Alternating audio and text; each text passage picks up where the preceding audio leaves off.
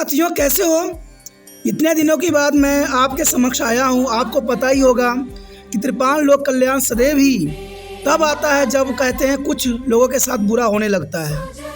और आज ऐसे ही एक बुराई की तरफ मैं आपका ध्यान आकर्षित करना चाहता हूँ, जो कि काफ़ी महत्वपूर्ण है और आपके जीवन के लिए भी बहुत महत्वपूर्ण है। कहते हैं आप मोबाइल भी खरीदते होगे, टीवी भी खरीदते होगे, इवन की गाड़ी भी खरीदते होगे, और आपके पास इतने पैसे होते नहीं हैं।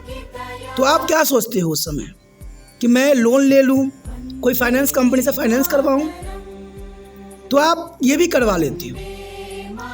दोस्तों, आपको पता होना चाहिए कि सरकार की नीति और बड़े बड़े फाइनेंस कंपनियों की नीति सिर्फ आम लोगों को लूटने का ही होता है। और ये बात मैं साबित करके यहाँ दिखाऊंगा आपको, कुछ कागजों के अंतर्गत, कुछ रूल रेगुलेशन के अंतर्गत, कि फाइनेंस कंपनियां जितना मर्जी कर लीजिए, वो आपसे हर संभव जो है पैसे लूटने के हार में ही रहते हैं। और आपको आए दिन फ़ोन करके परेशान भी करते हैं कि आप लोन ले लीजिए, लोन ले लीजिए। जब आप लोन कोई चीज़ के ले लीजिएगा तो वो आपको जो है तहस नहस के हर संभव कोशिश करते हैं। और ये आपके लिए जानना बहुत महत्वपूर्ण है, क्योंकि आप भी कोई ना कोई रूप में लोन लेते ही होगी। दोस्तों, मैं एक स्टोरी बताता हूँ, कहानी बताता हूँ कि एक बात थी कि लोग अगर गरीबी होते हैं, कुछ आगे करना चाहते हैं, तो कुछ ना कुछ लोन पे ले लेते हैं। ऐसा ही घटना हुआ कि एक व्यक्ति ने जो है ऑटो का लोन लिया। ठीक है, ऑटो का लोन बहुत ही अच्छा खासा चल रहा था। 1.5-2 साल जो है काफ़ी अच्छा लोन भरा गया। कहते हैं 13-14 महीने काफ़ी अच्छे लोन के किस्त चलते रहे। लेकिन क्या हुआ, वो व्यक्ति बीमार पड़ गया और 2 महीने तक जो है ऑटो का किराया नहीं दे सका वो। और बीमार होने के कारण कंपनियों की तरफ से फ़ोन आने लगे, बैंकों की तरफ से, कि आप हमें किस्त चुकाइए, नहीं तो हम गाड़ी उठा लेंगे आपका। तो बंदे ने हार दार के, क्योंकि वो बीमार था, वो कुछ कर नहीं सकता था, उसके बच्चे भी बहुत छोटे छोटे थे, तो उसने कहा कंपनी को, आइए अपना गाड़ी लेके चले जाइए, क्योंकि हमारे पास इतना पैसे है नहीं, हम नहीं चुकाएंगे अभी, अगर होगा तो हम आपसे दोबारा गाड़ी ले लेंगे। कंपनियां आई, गाड़ी को उठाई और ले गई, और उन्होंने एक रसीद दे दिया कि हमने गाड़ी उठा के लेके चले गए। कहते ये बात आपको बहुत सहज लग रहा होगा कि ये तो आम होती है, और सभी व्यक्तियों के साथ ऐसा होता है कि जब वो किस्त नहीं चुका पाते हैं तो कंपनियां आती है और गाड़ी लेके चली जाती है, और किस्त भी ख़त्म हो जाती है। इसी के साथ हो जाना चाहिए। लेकिन दोस्तों, तब मुसीबत आती है जब 4 साल के बाद आपको कंपनी की तरफ से मैसेज ये आए कि हम आपकी गाड़ी को बेच दिए हैं और आपकी गाड़ी के कारण जो है हमें बहुत नुकसान हो गया। अब यहाँ पर प्रश्न ये उठता है, जब उन्होंने गाड़ी बेचा तो क्या जिस उपभोक्ता ने खरीदा था उनको उन्होंने बताया कि हम गाड़ी इतने को बेचते हैं, और गाड़ी उन्होंने बेच दिया, तो उनको कितना पैसा का नुकसान हुआ, कितना फ़ायदा हुआ, तो वो उसी समय बताते हैं। 1 महीना के बाद बताते हैं, 1 साल के बाद बताते हैं। अब 4 साल के बाद अगर आपको कोई बताएगा तो आपको क्या लगेगा कि ये कंपनियां आम लोगों के साथ खिलवाड़ करती है। यही बात मैं आपको बताना चाहता हूं कि कंपनियां खिलवाड़ करती है। यहाँ पर आप मैसेज देख सकते हो, ये 4 साल 20 दिन के बाद आया हुआ मैसेज है। उसमें लिखा गया है, dear dash, you contact number इतना, जो आपका रेफरेंस होगा, due to the no payment due your vehicles has be and the sold by user lawful, an amount of rupees 1,33,096 rupees is still outstanding to award to the loss on sale for the said contract. Please make a payment immediately to avoid a legal action and delay the repayment and maybe impact your CBI score. अब देखिए, उस व्यक्ति ने अगर उस गाड़ी को वापस कर दिया, क्योंकि उसकी मुसीबत थी, जो कंपनियों ने नहीं समझा, जो बैंकों ने नहीं समझा, दोबारा वो गया 3-4 महीने के बाद पैसे लेके गया, लेकिन तब तक कंपनी ने बेच चुकी थी। जब आपने गाड़ी बेच के सारा पैसा वसूल लिया, तो ये कौन सा फ्रॉड वाली काम है कि आप यहाँ पर CIBIL स्कोर के अंतर्गत आप पैसे वसूलने के फिराक में लगे हुए हो? क्या भारत सरकार इन कंपनियों की इतनी छूट दे रखी है कि वो CIBIL के स्कोर को जो है आड़ बना के वो 1,33,000 रुपया दोबारा वसूले, जबकि उसके पास में कोई गाड़ी है न कुछ है, जबकि वो गाड़ी कंपनी ने साफ शब्दों में कह रखा है कि हम बेच चुके हैं।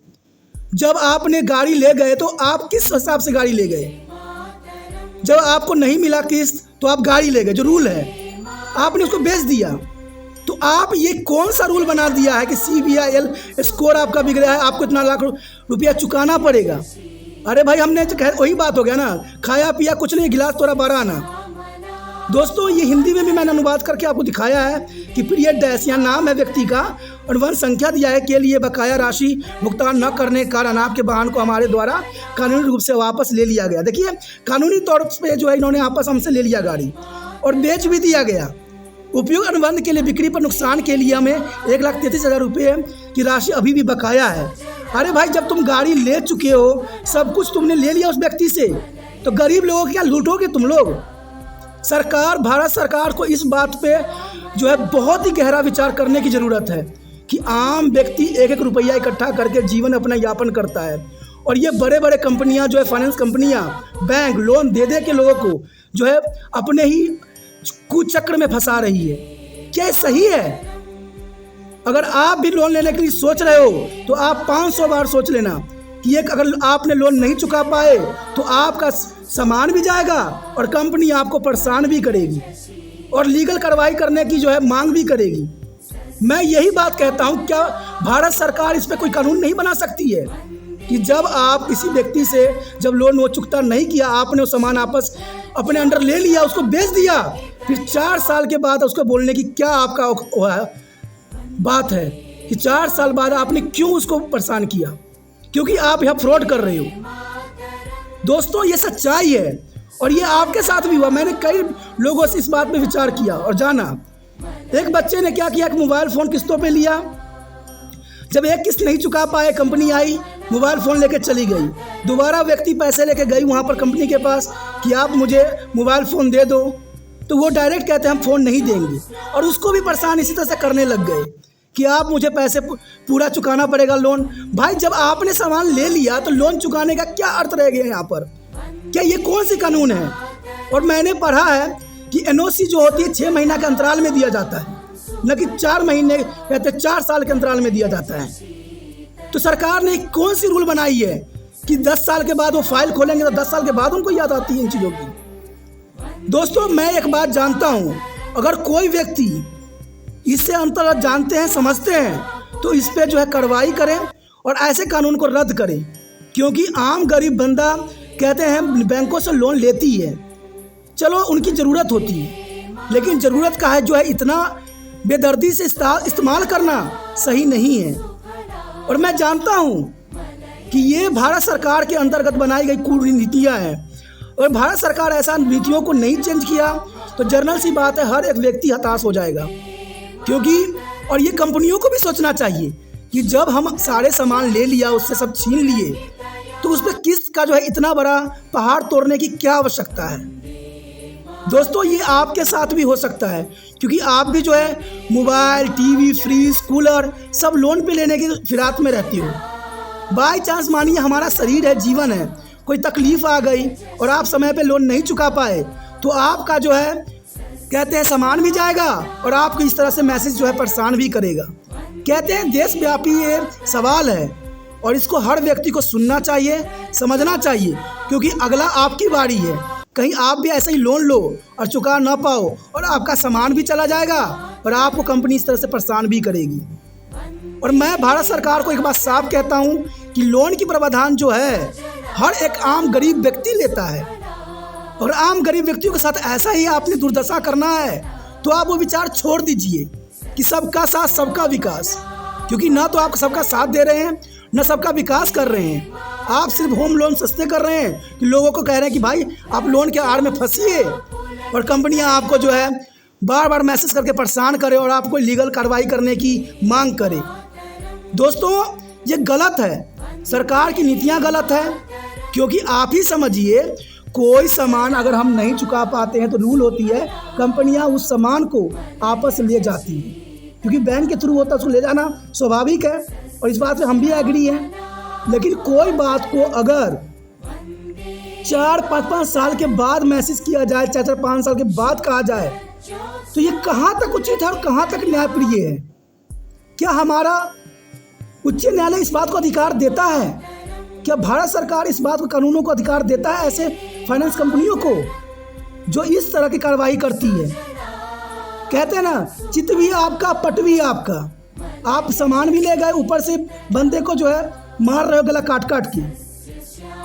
दोस्तों, ये गलत सिस्टम है। अगर ये नहीं बदला तो आने वाला समय में देखिएगा कोई व्यक्ति लोन नहीं लेगा। और मैं हर एक व्यक्ति को कहता हूँ कि लोन लेने से पहले सोच लीजिए कि आप कभी बीमार नहीं पड़िएगा, आपका कभी तबीयत नहीं खराब होगा। अगर एक भी पैसा आपका रह गया तो आप मुसीबत में पड़ जाइएगा। ऐसा एक व्यक्ति के साथ हुआ। एक व्यक्ति ने गाड़ी जो है लोन पे लिया, ठीक है, स्कूटी लोन पे लिया। और कोरोना वायरस के समय तो आपने देखा ही होगा कि सरकार ने सभी किस्तों को जो है बंद कर दिया था, क्योंकि लोग की कमाई खत्म हो गई थी। तो कंपनियां ने भी लोन जो है बंद कर दिया, लोगों से लोन लेना काटना बंद कर दिया बैंकों से। लेकिन बाद में आपने देखा होगा जब कोरोना वायरस खत्म हुआ, जब लोन फिर से स्टार्ट हुआ, तो सभी कंपनी, फाइनेंस कंपनियों ने उन सभी लोगों से 2-2 हज़ार एक्स्ट्रा पैसा वसूला। क्या भारत सरकार इसमें कभी भी उंगली उठाई कि आखिर आपने 2,000 रुपया क्यों वापस लिया? जबकि उस व्यक्ति ने कोई रिप्लाई नहीं किया था कि मेरा लोन बंद करो चाहे खोलो। फिर आपने बंद क्यों लोन किया? एक दूसरा गाड़ी का लोन था, वो कंटिन्यू कोरोना वायरस में भी चल रहा था, और आपने फटाक से बंद कर लिया, क्योंकि आपको पता था कि आगे हम 2,000 के चूना लगाएंगे। दोस्तों, ये बहुत घटिया रूल रेगुलेशन सरकार ने बना रखा है। और सरकार जो है प्रोत्साहित करती है कि होम लोन लो, ये लोन लो, और कंपनियों की तरफ से हमेशा बैंकों की तरफ से कॉल आती है। ये सारी बातें गलत है। लोगों को ऐसे नहीं फंसाइए, नहीं तो आम लोग जो हैं कहते हैं इन्हीं आड़ में मर जाएंगे और आपका सबका साथ, सबका विकास अधूरा रह जाएगा। दोस्तों, मैं इतना ही कहना चाहूँगा कि इस रूल रेगुलेशन बदलाव होना चाहिए। कोई कंपनी इस तरह के अगर मैसेज करती है तो उस पर जो है लीगल कार्रवाई किया जाना चाहिए कि आप कुछ भी कहना था आप 1 साल के अंदर अंदर कहते, अब 4 साल के बाद आप जो कह रहे हो वो गलत है। इस बात से आप भी सहमत होंगे। आपका भी मोबाइल कंपनी ले गई होगी और बाद में आपको ये भी कहे होंगे कि आप सारा किस्त चुकाइए, आपको मोबाइल मिलेगा नहीं। अब 2000 के जो कोरोना वायरस में सरकार जो बहुत ही खुशी से सब बात ऐलान किया था कि सारे किस्त बंद हो जाएगी, और सरकार ने इस बात का कभी भी कंपनी की तरफ इशारा नहीं किया कि आप एक्स्ट्रा पैसा नहीं उछलिएगा। जो उछला गया, पैसे बैंक से काटे गए, और जब बैंक वालों से पूछा गया तो आपको ये बताया गया कि कोरोना वायरस में आपने किस्त नहीं भरा। भाई, हमने मना किया था आपको कोरोना वायरस में किस्त नहीं काटने के लिए। सरकार ने बोला, सरकार से आप 2,000 रुपये इकट्ठ लीजिए। दोस्तों, ये बहुत बड़ी समस्या है। आज का समय हर एक फाइनेंस कंपनी, हर एक बैंक आम लोगों को जो है निचोड़ रही है, पीस रही है। तभी तो लोगों को जो है बैंकों से विश्वास उठ रहा है। और मुझे पता है कि वीडियो देखने के बाद आप भी बैंक से लोन लेने के लिए जो है 50 बार सोचिएगा कि कहीं मैं बीच में बीमार तो नहीं पड़ गया, कहीं मेरा किस्त बंद तो नहीं हो जाएगा। अगर ऐसा हुआ तो आपका भी सरदर्दी इसी व्यक्ति की तरह होगा और जीवन भी आपका जो है बेकार हो जाएगा। तो सोचिए, विचार कीजिए, और इस बात को जितना हो सके शेयर कीजिए कि हर एक व्यक्ति जो लोन लेता है इस वीडियो को देखे, समझे और फिर विचार करे कि ऐसे फाइनेंस कंपनियों के आड़ में आना है कि नहीं आना है। कोई चीज़ कहते ना, जितना आपका पैर है उतना ही पसारिए।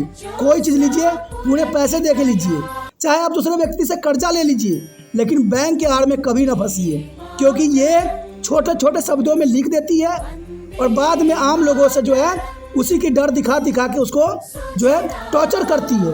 और भारत सरकार की भी बहुत बड़ी लापरवाही है कि ऐसे कंपनी पे कार्रवाई नहीं करती है, और ये होना चाहिए। दोस्तों, इसी के साथ मैं ये बात ख़त्म करता हूँ। अगर आप समझदार हो तो कभी भी लोन लेने जाना तो 50 बार सोचना। और मैं तो कहूँ एक ही बात कि लोन लेने की आपको आवश्यकता जीवन में नहीं रहती है। आप सदैव मेहनत कीजिए और ऐसे कंपनियों को सोचने में विश्वास जो है मजबूर कर दीजिए कि कभी भी आम व्यक्तियों को इस तरह से फंसाने की आवश्यकता नहीं है। जब आप सब कुछ ले गए तो उसको फंसाने का क्या अर्थ था? दोस्तों, इसी के साथ मैं ख़त्म करता हूँ इस बात को। जय हिंद।